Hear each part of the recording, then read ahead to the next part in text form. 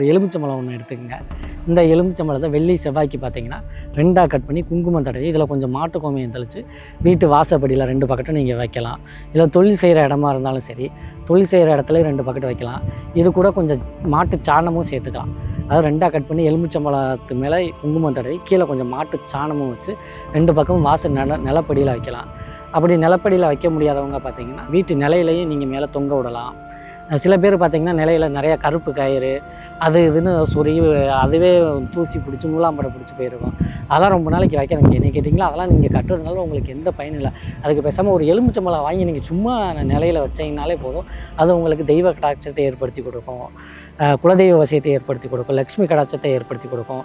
சும்மா வைக்காமல் இது கூட கொஞ்சம் மாட்டு சாணம் அதையும் சேர்த்து நீங்கள் நிலப்படிக்கு மேலே வச்சுக்கிறதுனால கொஞ்சம் சந்தனம் போட்டு இதெல்லாம் வச்சு முடிஞ்சால் கொஞ்சம் மாட்டு கோமியத்தையும் இதில் தெளித்து மேலே வைக்கிறதுனாலே உங்களுக்கு லக்ஷ்மி கடாட்சம் ஏற்படும். இல்லை 2ஆக அறுத்து வீட்டு வாசப்படியில் வைக்கிறதுனாலே உங்களுக்கு லக்ஷ்மி கடாட்சம் ஏற்படும். எந்த கண் திஷ்டியும் வராது. எந்த வில்லி சூனிய ஏவல் பாதிப்பு இருந்தாலும் நமக்கு அந்த எலுமிச்சம்பழம் கறியை உங்களுக்கு அதை வச்சு காட்டி கொடுத்துரும். இந்த மாதிரி சின்ன சின்ன விஷயங்கள்லாம் நிறையா இருக்குது. இதெல்லாம் கரெக்டாக நீங்கள் ஃபாலோ பண்ணால் மட்டும்தான் உங்களுக்கு அந்த விரயம், பண விரயம், மனதளவில் ஏற்படக்கூடிய பிரச்சனைகள், குடும்ப பிரச்சனைகள் இதில் இருந்தாலும் விடுபடலாம்.